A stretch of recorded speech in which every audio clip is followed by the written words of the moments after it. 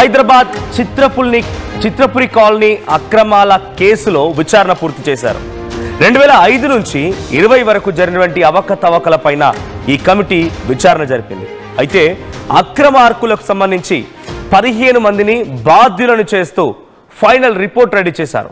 దీంట్లో పాత ప్రస్తుత కమిటీ సభ్యులు కూడా పాత్ర ఉందంటూ కమిటీ ఆ నివేదికలో పేర్కొంది. అయితే నివేదికలో తమ్మారెడ్డి, పరుచూరి వెంకటేశ్వరరావు, వినోద్ బాల, కోమర వెంకటేష్, కాదంబరి కిరణ్ పేర్లు కూడా ఉన్నాయి. 43.78 అంటే సుమారుగా 43,78,00,000 రూపాయలని రికవరీ చేయాలని రిపోర్ట్లో పొందుపరిచారు. అదనంగా 18% కూడా చెల్లించాలని ఆదేశాలు జారీ చేశారు. 15 మందికి నివేదిక కాపీని కూడా పంపించారు డిప్యూటీ రిజిస్ట్రార్. సో మొత్తంగా ఒక కమిటీ విచారణ జరిపిన తర్వాత తుది నిర్ణయం తీసుకున్నారు. ఈ కమిటీలో ప్రస్తుతం ఇక్కడ కనపడుతున్నటువంటి ఫోటోలో కనిపించే వ్యక్తులు దాంట్లో అక్రమాలకు పాల్పడ్డారు అన్నట్టుగా నివేదికలో పొందుపరిచారు. సో పాత ప్రస్తుత కమిటీ సభ్యుల పాత్ర ఉందంటూ నివేదిక తేల్చింది. నివేదికలో తమ్మారెడ్డి, పరుచూరి వెంకటేశ్వరరావు, వినోద్ బాల, కొమర వెంకటేష్ అండ్ కాదంబరి కిరణ్ పేర్లు కూడా ఉన్నాయి. వీరందరి దగ్గర నుంచి 43.78 కోట్ల రూపాయలు రికవరీ చేయడంతో పాటుగా అదనంగా 18% వరకు కూడా చెల్లించాలని ఆదేశాలు జారీ చేశారు. సో 15 మందికి నివేదిక కాపీని పంపించారు డిప్యూటీ రిజిస్ట్రార్. సో ప్రస్తుతానికి ఈ నివేదిక ఆధారితంగా వీరి దగ్గర నుంచి అటు 43 అంటే సుమారుగా 44 కోట్ల రూపాయలతో పాటుగా అటు 18% అదనంగా కూడా వసూలు చేయాలని డిప్యూటీ రిజిస్ట్రార్ పొందుపరిచినట్టు తెలుస్తోంది. మా ప్రతినిధి సీనియర్ జర్నలిస్ట్ రవిచంద్ర ఉన్నారు. రవిచంద్ర, సో ఇప్పుడు వీరి దగ్గర నుంచి 44 కోట్లు సుమారుగా, దాంతో పాటుగా 18% అదనంగా. సో ఇంతకీ ఈ రిపోర్ట్లో చాలా క్లియర్గా 15 మంది దీంట్లో పాత్రలు ఉన్నట్టుగా రాసుకొచ్చారు. దాంట్లో చాలా కీలకమైన వ్యక్తులు తమ్మారెడ్డి, పరుచూరి వెంకటేశ్వరరావు, కాదంబరి కిరణ్, కొమర వెంకటేష్ వీళ్ళందరి పేర్లు ఉన్నాయి. సో వీరి దగ్గర నుంచి ఎటువంటి అక్రమాలకు పాల్పడ్డారు, అంటే అక్రమాలకు పాల్పడ్డ తీరు ఎలా ఉంది, అక్రమాలకు సంబంధించి ఏమైనా డీటెయిల్స్ ఉన్నాయా, దాంట్లో రిపోర్ట్లో పొందుపరిచారా, ఎవరెవరి దగ్గర నుంచి ఎంత మొత్తంలో వసూలు చేశారనే దానిపైన? మనోజ్, సినీ కార్మికుల కళ చిత్రపురి కాలనీ అనేది, ఆ చిత్రపురి కాలనీ నిర్మాణం మొదలైన దగ్గర నుంచి కూడా దాదాపుగా ప్రతి సంవత్సరం కూడా ఒకసారి మనతో పాటుగా చిత్రపురి కాలనీకి సంబంధించినటువంటి అధ్యక్షుడు అనిల్ గారు ఉన్నారు. అనిల్ గారు ఫోన్ లైన్లో ఉన్నారు. అనిల్ గారు, సో ఒక రిపోర్ట్ రెడీ అయింది. సో రిపోర్టులో చాలా స్పష్టంగా 44 కోట్ల రూపాయల అక్రమణకు పాల్పడ్డారు, అక్రమార్కులకు డబ్బులు సొత్తు చేసుకున్నారు రకంగా రిపోర్ట్లో ఉంది. సో దాన్ని తిరిగి రిటర్న్ చేయడంతో పాటుగా 18% అదనంగా కూడా చెల్లించాలనేది. సో గతంలో అనేక మందిపై ఆరోపణలు వచ్చాయి, పాత కొత్త కమిటీ కూడా ఉందన్నట్టుగా ఈ రిపోర్ట్లో ఉంది. సో మీ కమిటీలో ఉన్న వారి పేర్లు ఏమైనా దీంట్లో ఉన్నాయా? ఎవరైనా దీన్ని ఎట్లా రికవర్ చేయబోతున్నారు, ఏంటి దీనికి సంబంధించి ఎలా ఉండబోతోంది? అంటే సార్, ఇప్పుడు రిపోర్ట్ అయితే క్లియర్ గా వచ్చింది సార్. గవర్నమెంట్ కూడా అసలు దీని మీద ఏంటనే చేసి సుదీర్ఘంగా ఎంక్వైరీ చేసింది. కాబట్టి ఏంటంటే 100 కోట్ల అవినీతి అన్నారు. మేము ఫస్ట్ నుంచి సరే అంటున్నాము, ఎంక్వైరీ చేయాలంటున్నాము. కాబట్టి దానికి అనుగుణంగా ఎంక్వైరీ చేశారు. 43 కోట్లు ఉన్నది. 2015 నుంచి 20 దాకా ఉన్న కమిటీకి బాధ్యత చేశారు. మేము అప్పుడు మాత్రం ప్రస్తుత కమిటీ నెంబర్లు ఉంది సార్ అప్పుడు. కానీ ఏంటంటే యాజ్ పర్ రూల్ ప్రకారం, ఆపరేటర్ రూల్ ప్రకారం ఆల్ ఆర్ ఈక్వల్ అన్నట్టుగా జాయింట్ లియర్స్ ఎవరైనా పెట్టారు. దానికైతే పూర్తి బాధ్యత వహించాల్సిందే. దాని మీద మేము చూస్తున్నాం సార్. ఓకే, 15 మందిలో ప్రధానంగా తమ్మారెడ్డి, పరుచూరు వెంకటేశ్వరరావు, కొమర వెంకటేష్ అండ్ వాళ్ళకి తమ్మారెడ్డి భరద్వాజ గారికేను ఒక 4 మాత్రం ఓన్లీ 37.5 lakhs సార్ వాళ్ళది. మిగతా దీంట్లో పరుచూరు వెంకటేశ్వరరావు గారు, వినోద్ బాల, కాదంబరి కిరణ్, మహానంద రెడ్డి ఇట్లా ఈ 11 మంది 2015 నుంచి 20 దాకా ఉన్న కమిటీ మాత్రం 43 కోట్లు అని తెలిచారు సార్. ఓకే, అంటే మొత్తం దాంట్లో నేను కూడా ఉన్నాను. ఓకే, 2015 నుంచి 20 కమిటీలో రైట్. అయితే ఆ కమిటీ సభ్యులు మొత్తం కలిసి అమౌంట్ రికవర్ చేయాల్సి ఉంటుందా? అంటే మొత్తం కలిపి రికవరీ చేయాలి. కానీ ఏంటంటే ఇప్పుడు ఎవరి బాధ్యత ఏందనేది ఇప్పుడు ఎవరెంత కట్టాలనేది ఫిక్స్ చేయకుండా మొత్తం కలిపి ఫిక్స్ చేశారు. అసలు మొత్తం కూడా అక్కడ ఓన్లీ అడ్వాన్స్ ఇచ్చారు, కాంట్రాక్టర్ అడ్వాన్స్ ఇచ్చారని ఉంది. క్లియర్ గా కాంట్రాక్టర్ అడ్వాన్స్ మీద మేము ఆల్రెడీ హైకోర్టులో కొట్లాడాము. యువర్స్ కన్స్ట్రక్షన్ నాయుడు గారి దగ్గర నుంచి 10 కోట్లు రావాలని ఒక జడ్జిమెంట్ కూడా వచ్చింది. మేము వారి కాంట్రాక్ట్ దగ్గర నుంచి మేము వసూలు చేసే బాధ్యత మేము తీసుకుంటున్నాం అండి. సో అంటే ఆన్ అండ్ హోల్ గా అందరూ కలిసి చెల్లించాలనేది అది రిపోర్ట్లో రావడం ఓకే, బట్ అది సాధ్యమవుతుందా? ఎవరికి వాళ్ళు తప్పించుకునే అవకాశం లేదంటారా? ఇప్పుడు రికవరీ అవుతుందా? ఎందుకంటే ప్రెసిడెంట్ గా మీరు ఉన్నారా, అప్పుడు మెంబర్ గా ఉన్నారు కాబట్టి అది సాధ్యం అవుతుందా? అంటే సొసైటీ నుంచి అయితే కంపల్సరీ వసూలు చేయడానికి పోరాడతాం సార్. నేను ప్రెసిడెంట్ గా ఉన్నా. ఇప్పుడు నేను కొట్లాడటానికి ఉండదు. సెక్రటరీ గారు ఆల్రెడీ సొసైటీ తరఫున కేవోట్లు వేసాడు. ఆల్రెడీ వాళ్ళ కొట్లాట వాళ్ళు చేస్తారు. కంపల్సరీ రికవర్ చేయడానికి ప్లాన్ చేస్తారు. ఎందుకంటే ఇప్పుడు ఉన్న సొసైటీ పరిస్థితి కూడా ఆర్థిక పరిస్థితి బాగాలేదు. కంపల్సరీగా రావడానికే మేమైతే 100% నేనైనా సెక్రటరీ గారైనా ఇప్పుడు నేను ఒక కమిటీ మెంబర్ గా ఉన్నాను కాబట్టి గతంలో నాకు వచ్చింది కాబట్టి నేను దాన్ని కూడా స్వీకరిస్తాను. తప్పనిసరిగా ఆ బాధ్యత వహిస్తాం. ఓకే, అక్రమాలు అనేటువంటి పదం ఇక్కడ వస్తుంది కాబట్టి అంటే ఏ రకంగా వీళ్ళు ఈ 43 కోట్ల రూపాయల అక్రమానికి పాల్పడ్డారు దాని రిపోర్ట్లో ఉందా? అంటే రిపోర్ట్ లో ఒకటే సార్, ఇప్పుడు ఏంటంటే కాంట్రాక్టర్ అనే అతనికి ఏంటంటే మాకు పిఎంసీ ఉంటుంది. ఆ పిఎంసీ సర్టిఫై చేసిన బిల్లు ప్రకారం అడ్వాన్స్లు ఇవ్వాలి తప్ప మ్యాక్సిమం ఒక 10% యాక్సెస్ ఏమన్నా మెటీరియల్ అడ్వాన్స్ ఒక 10% యాక్సెస్ ఇవ్వచ్చు. కానీ మోర్ దాన్ని ఎక్కడ కూడా ఏ కమిటీ మీటింగ్ కానీ ఎక్కడ కానీ డిస్కషన్ చేయకుండా కొందరు స్వార్థంగా కొందరు చేసే పనికి అందరం బలయ్యామని మేము ఫీల్ అవుతున్నాం సార్ ఇప్పుడు. ఓకే, రైట్, థ్యాంక్ యూ అండి, thank you Anil garu. Right, so ఇది ప్రెసిడెంట్ వల్లభనేని అనిల్ చెప్తున్నమాట. So Ravichandra, going on, so president ఎట్లా రికవర్ చేస్తారంటే చాలా క్లియర్గా అందరినీ బాధ్యులు 2015 నుంచి 20 ఉన్నటువంటి కమిటీలో ఉన్నటువంటి కీలకమైన వ్యక్తుల పేరు అందరి పేర్లు ఉన్నాయన్నట్టుగా మనకు ఫోన్ లైన్లో అనిల్ గారు చెప్పిన మాట. సో దీన్ని ఎట్లా రికవర్ చేయబోతున్నారు? అక్రమాలకు పాల్పడ్డారనే పదం ఇక్కడ వినిపిస్తోంది కాబట్టి ఏ రూపంలో అక్రమానికి పాల్పడ్డారు అంటే డైరెక్ట్గా అక్కడ ఎవరికైతే ఇళ్ల కేటాయింపు జరిగిందో చిత్రపూర్ కాలనీలో సొసైటీ ఉన్నటువంటి వాళ్ళ సభ్యుల దగ్గర నుంచి డబ్బులు తీసుకున్నారనా, లేకుంటే కాంట్రాక్టర్కి అధిక మొత్తంలో ఇచ్చారనా, లోపాయికార ఒప్పందాలు జరిగాయనా, 43 కోట్ల రూపాయలు అవినీతి ఏ రకంగా జరిగింది? చిత్రపురి కాలనీ అనేది సినీ కార్మికులకి ఒక కళ. దాని నిర్మాణం మొదలైన దగ్గర నుంచి కూడా దాని చుట్టూ అనేక ఆరోపణలు, వివాదాలు అయితే చుట్టుముట్టాయి. తాజాగా ఈ చిత్రపురి కాలనీలో 100 కోట్ల రూపాయల అవినీతి జరిగింది అంటూ చాలా మంది ఆరోపణలు చేసిన నేపథ్యంలో ప్రభుత్వం దీనిపై ఒక కమిటీ అయితే వేసింది. ఆ కమిటీ విచారించిన తర్వాత నివేదికనైతే గత నెల 27న ప్రభుత్వానికి సమర్పించారు. అందులో 15 మందిని బాధ్యులను చేస్తూ, అంటే గత టర్మ్స్ లో పనిచేసిన కమిటీ సభ్యులు ఎవరైతే ఉన్నారో ప్రెసిడెంట్, సెక్రటరీ, ఈసీ మెంబర్లు, అలాగే ప్రస్తుత కమిటీలో పనిచేస్తున్న కొంతమందిని అందరినీ కలిపి దాదాపుగా ఒక 15 మంది. ఎందుకంటే అన్ని కమిటీల్లో కూడా ప్రతి కమిటీలో కొంతమంది కంటిన్యూ అవుతూనే ఉన్నారు వివిధ పోస్టుల్లో. సో ఒక 15 మందిని ఫైనల్ చేయడం జరిగింది. 15 మందిని బాధ్యులుగా చేస్తూ వీళ్ళందరూ కూడా ఎవరైతే కాంట్రాక్టర్స్ ఉన్నారో వాళ్ళకి అధిక మొత్తంలో చెల్లించారు, అధిక మొత్తంలో చెల్లించాల్సిన దానికంటే ఎక్కువ వాళ్ళకి చెల్లించారు. అది 43 కోట్ల రూపాయల 78 లక్షలు. దాన్ని రికవరీ చేయాలి. అలాగే దానికి అదనంగా 18% కూడా వాళ్ళు చెల్లించాల్సి ఉంటుందంటూ కూడా ఒక నివేదిక అయితే రావటం జరిగింది. సో ఆ 15 మందిలో కూడా గత అధ్యక్షుడు కొమర వెంకటేష్, ఆయన ప్రస్తుతం లేరు, చనిపోయారు.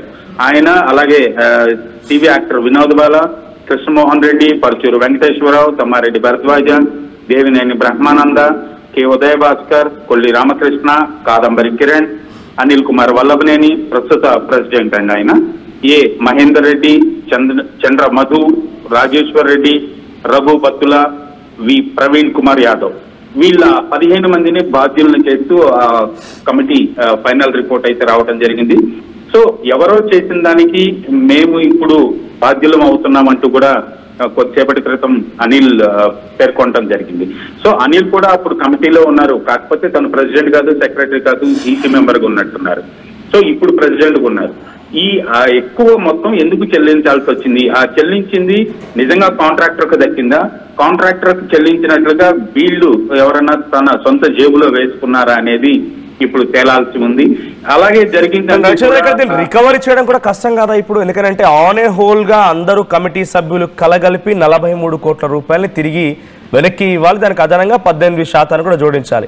సరే, ఎవరికి వారు ఇప్పుడు మేము వేరే వాళ్ళు చేసే తప్పుకు మేము భరిస్తున్నామని అనుకున్నప్పటికీ ఈ అమౌంట్ని రికవరీ చేయడం అనేది గవర్నమెంట్ ఇప్పుడు సాధ్యపడుతుందా? అంటే ఒక ఇండివిజువల్ పర్సన్ పైన మీరు ఇంత చెల్లించాలి, లేకపోతే మీరు చేసిన తప్పు కింద చెల్లించాలి, ఇండివిజువల్ పర్సన్ పైన ఒక్కొక్కరి పైన ఈ ఫైన్ వేస్తే కొంత రికవరీ చేయడానికి ఈజీగా ఉండేదేమో.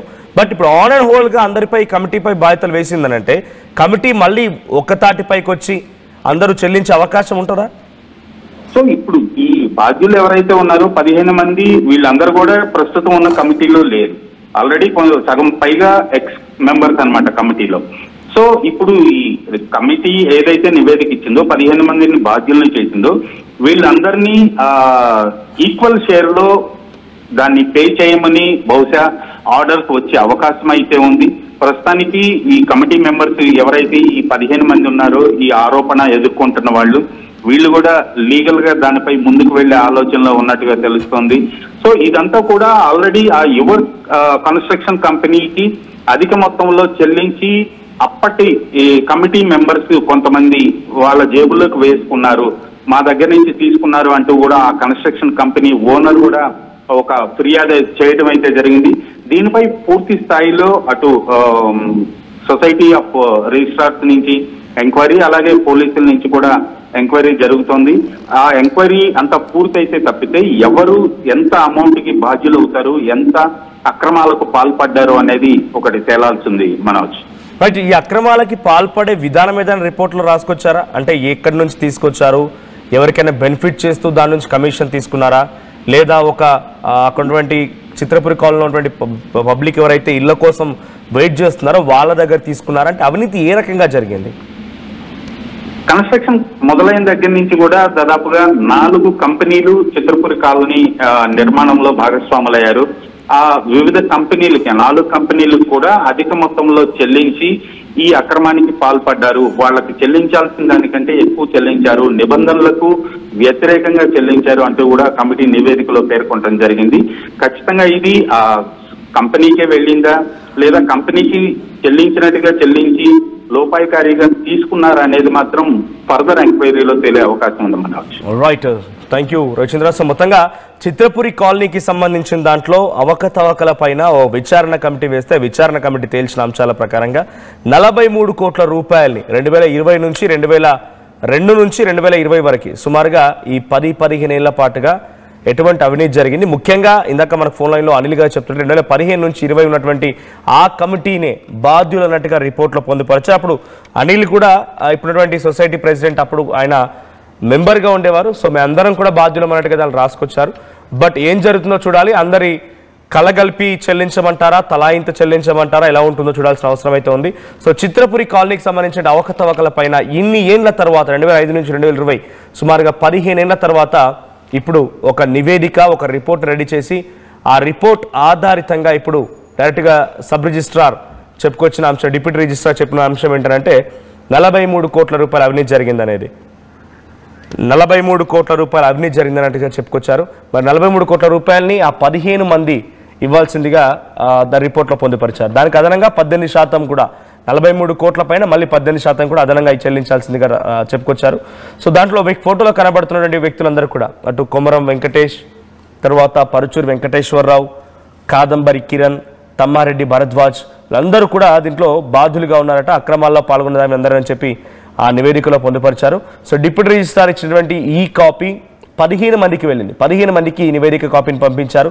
43 కోట్ల 78 లక్షల రూపాయలు రికవరీ చేయడంతో పాటుగా అదనంగా 18% చెల్లించాలని ఆదేశాలు వచ్చాయి. సో మనతో పాటుగా కస్తూరి శ్రీనివాస్ గారు ఉన్నారు ఫోన్ లైన్లో. కస్తూరి శ్రీనివాస్ గారు, సో ప్రజెంట్ ఏంటి అంటే ఈ చిత్రపురి కాలనీ అక్రమాల పైన ఒక రిపోర్ట్ వచ్చింది, 43.78 కోట్ల రూపాయలు చెల్లించాలన్నట్టుగా నివేదికలో పొందుపరిచారు. ఎలా రికవరీ జరుగుతుంది? గతంలో కూడా మీరు కూడా దీనిపైన ఫైట్ చేసిన వారే. సో ఇప్పుడు ఆ ఫైట్ కి ఒక రిజల్ట్ వచ్చింది అనుకుంటున్నారా? ఎస్ సార్, అయితే యాక్చువల్ గా ఇది ఇప్పుడు ఒక 30% మాత్రమే సార్. ఇంకా ఏంటంటే మేము 2019 నుంచి ఇచ్చిన రిప్రజెంటేషన్ ప్రకారంగా 51 ఎంక్వైరీ కోఆపరేటివ్ యాక్ట్ ప్రకారంగా ఎంక్వైరీ జరిగి ఇది 2020 వరకే రిపోర్ట్ సార్. 2020 నుంచి 25 మధ్యలో మరొక 175 కోట్లు స్కామ్ జరిగింది. సో దాని మీద ఆల్రెడీ ప్రూఫ్స్ అన్ని ఇచ్చాం. ఇప్పుడు అది నెక్స్ట్ కమిటీకి, దీంట్లో ఇప్పుడు ప్రస్తుతం ఉన్న కమిటీ ఆల్రెడీ 43 కోట్లు కట్టే దాంట్లో ఇప్పుడున్న కమిటీలో 5 ఉన్నారు, ప్లస్ ఇప్పుడు కొత్త వాళ్ళు కలిపి ఇంకొక 175 కోట్లు స్కామ్ కూడా జరిగింది. ఇది చాలా వరకు వాళ్ళు ఎట్లా దీన్ని మిస్లీడ్ చేస్తున్నారని అంటే, ఇంత పెద్ద స్కామ్ అన్నారు కదా, ఈ స్కామ్ లో కేవలం 43 కోట్లే, దాంట్లో పరాణం 18% తోటి దాంట్లో మేము కట్టేసేస్తాము అని కట్టేసినా కూడా యాజ్ పర్ కోఆపరేటివ్ యాక్ట్ ప్రకారంగా ఒక్కసారి దీంట్లో తప్పు అనేది నిరూపించబడినాక ఇవి చాలా క్రిమినల్ యాక్ట్లు ఉంటాయి, కంప్లీట్ గా జైలుకి వెళ్లాల్సి ఉంటుంది, ఇవి ఆస్తులన్నీ జప్తు చేయబడి ఉంటుంది. సో ప్రజెంట్ మేము ఆ కొత్త దానికి కూడా కోర్టులో రిట్ వేశాం. దీంట్లో 60 సర్చార్జ్ ఇన్ఛార్జ్ రోజారాణి గారు క్లియర్ గా రాశారు. ఈ 2020 తర్వాత ఇంకా అవినీతి అక్రమాలు చాలా పెరిగినాయి. రికార్డుల ప్రకారంగా ఏ అడ్వాన్సులకి ప్రాపర్ గా లేవు రిసిప్ట్లు కానీ, ఆ కాంట్రాక్టర్లు కూడా వీళ్ళు పెట్టిన బినామీలని మా దృష్టిలో తెలిసిందని వాళ్ళు కొన్ని రాశారు దాంట్లో. సో ఇంకొకటి, ఇప్పుడు గత కమిటీలో ఉన్న కొంతమంది దీంట్లో డిపోజిషన్ రూపంలో మాకు తెలీదు, మేము అసలు కమిటీ మీటింగ్ అటెండ్ కాలేదు. మీరు చెప్తున్న ప్రకారంగా 2005 నుంచి 2020 వరకు జరిగినటువంటి అవకతవకల పైన ఎంక్వైరీ జరిగింది, ఎంక్వైరీ రిపోర్ట్ ఇప్పుడు వచ్చింది. మీరు అంటున్న ప్రకారంగా 30% ఇంకా, అంటే దీనికి మరొక 3 టైమ్స్ ఉందా, ఇంకా అవినీతి జరిగిందా? అది ఈ తర్వాత 2020 ఆవిడ ఏమన్నదంటే దీంట్లో నేను ఓన్లీ బ్యాంక్ అకౌంట్స్ ద్వారానే అని చెప్పింది. బ్యాంక్ అకౌంట్స్ అవుట్ గోయింగ్ వెళ్ళిన దానికి రిసిప్ట్లు మాత్రమే చూశానని. ఫర్ ఎగ్జాంపుల్, ఈ రోజు వరకు 450 మంది 60 కోట్లు కట్టి వెయిటింగ్ లిస్ట్ లో ఉన్నారు, వాళ్ళ డబ్బు అకౌంట్ లో లేదు. సో 120 కోట్లు డెవలప్మెంట్ ఫండ్ ఉంది, అంటే మన 750 కోట్ల ప్రాజెక్ట్ లో 120 కోట్లు డెవలప్మెంట్ ఫండ్, అది మణికొండ మున్సిపాలిటీ చేసింది. ఈ డెవలప్మెంట్ అనేది రోడ్లు కానీ, స్ట్రీట్ లైట్లు కానీ, క్లబ్ హౌస్లు కానీ, వాట్ ఎవర్. సో ఆ డబ్బు మింగేశారు. అంటే అంత డీప్ గా అనేది నేను వెళ్ళలేదు. ఇంకా ప్రాపర్ దాని గురించి అడిగితే మా దగ్గర ఎలాంటి డాక్యుమెంటేషన్లు లేవు, ఆఫీస్ మారినప్పుడు అన్ని మిస్యూజ్ అయినాయి. సో ఇవన్నీ మా పరిధిలోకి రాదు. విజిలెన్స్ ఎంక్వైరీ, ఎన్ఫోర్స్మెంట్ డైరెక్టరేట్, ఇది పోలీస్ డిపార్ట్మెంట్ వాళ్ళు తీసుకోవాల్సినదని ఆవిడ క్లియర్ గా రాశారు. Statutory enquiry 60 surcharge. ఫిజికల్ గా మనకు డాక్యుమెంటేషన్ లైవ్లీగా ఉంది మాత్రమే 43 కోట్లు, ఇంకా అదనంగా ఉంది. ఇంకా చాలా హెవీగా వస్తుంది, అవన్నీ దాచిపెట్టేశారు. ఆవిడ దీంట్లో రాసింది. నేను అంత డీప్ గా వెళ్ళకపోవడానికి రీజన్ నా పరిధి లేదు, కోఆపరేటివ్ వాటిలో మా పరిధి యాజ్ పర్ ఇంకా చాలా పెద్దగా కాబోతుందా? ఇటు డిప్యూటీ రిజిస్ట్రార్ సూచనల మేరకి పోలీసులు, తర్వాత ఈడీ ఇవన్నీ ఇన్వాల్వ్ కాబోతున్నాయి సార్. కోర్టు ద్వారా 100% వస్తుంది. దీంట్లో ఎందుకు ఇది ఇప్పటికి కూడా కాపాడుతున్నారు అని అంటే, డీసీఓ సుధాకర్, గత కమిషనర్ రఘునందన్ రావు, గత డీసీఓ దాత్రిదేవి, వీళ్ళ మీద నాన్ అవైలబుల్ సెక్షన్లు కోర్టు ద్వారా ఈ రోజు కూడా economic offence wing Cyberabad commissionerate లో ఉన్నాయి. అది ఇంకా విచారణలో. వాళ్ళు ఏం చేస్తున్నారంటే మా మీద ప్రెజర్ చేస్తున్నారు. ఎలాగనంటే, మీరు అధికారుల మీద కేసులు వాపసు తీసుకోండి, అప్పుడు మీకు ఫేవర్ గా చేస్తాము, మా మీద కేసులు పెడితే మేము మీకు ఫేవర్ గా చేయనని మమ్మల్ని బ్లాక్మెయిల్ చేస్తున్నారు. మాది మెంబర్షిప్ తీసేశారని మేము డీసీఓ సుధాకర్ గారి దగ్గరికి వెళ్తే, అవునా అది యాజ్ పర్ రూల్ ప్రకారంగా మీరు కోర్టుకు వెళ్ళండి, ప్రతిదానికి మీరు కోర్టుకే వెళ్ళాక అనేసి నాకు నోటీస్ ఇచ్చారు. అంటే వాళ్ళ ఉనికిని వాళ్ళు కాపాడుకోవడానికి సుధాకర్ అనే డీసీఓ ఏ రేంజ్ లో చేస్తున్నాడో ఒకసారి ఆలోచించండి. ఎందుకనంటే ఇవి మొత్తం ఈడీ కానీ, విజిలెన్స్ కానీ ఎంటర్ అయితే వాళ్ళు చట్టాలను ఉల్లంఘించినందుకు ప్రభుత్వ అధికారుల ముందు జైలుకి వెళ్తారు, ఆ తర్వాత వీళ్ళందరూ వెళ్తారు. సో ఇది తవ్వితే అసలు మామూలు స్కామ్ కాదు.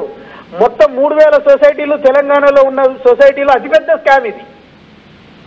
రైట్, థ్యాంక్ యూ కస్తూరి శ్రీనివాస్ గారు. సో మొత్తంగా ఇది వన్ ఆఫ్ ద ఆయన కూడా ఈ అవకతవకల పైన నిగ్గు తేల్చాలని చెప్పి ఫైట్ చేసిన పర్సన్ కస్తూరి శ్రీనివాస్ గారు. సో ఇది కేవలం 30% మాత్రమే, ఇంకా అదనంగా ఉంది. కేవలం బ్యాంకు డాక్యుమెంట్లు పరిశీలించిన తర్వాత బయటపడింది మాత్రమే ఇది. సో ఇంకా ఈడీ, పోలీసులు లాంటి వాళ్ళు ఇన్వాల్వ్ అయితే చాలా పెద్ద కుంభకోణం బయటపడుతుందనే మాట ఆయన చెప్తున్నారు. ఆ డిప్యూటీ రిజిస్ట్రార్ రిపోర్ట్లో కూడా ఈ అంశాన్ని పొందుపరిచారంటున్నారు. మరి 43 కోట్లతో ఆగిపోతుందా? ఆ తర్వాత ఈడీ రంగప్రవేశం చేసి పోలీసులు అందరూ విచారణ చేపట్టిన తర్వాత ఇది మరింత రెట్టింపు అవుతుందా చూడాలి. నిజంగా అదే గనక జరిగితే చాలా పెద్ద ఎత్తున ఒక భారీ కుంభకోణం జరిగి ఉంటుంది. ప్రైవేట్ పర్సన్స్ చేతిలో ఉంటే ఏ రకంగా కుంభకోణం జరుగుతున్న దానికి ఒక ఉదాహరణగా, నిదర్శనంగా మరి అవకాశం ఉంది. చూద్దాం మరి ఏం జరుగుతుందో ఈ కేసులో అనేది.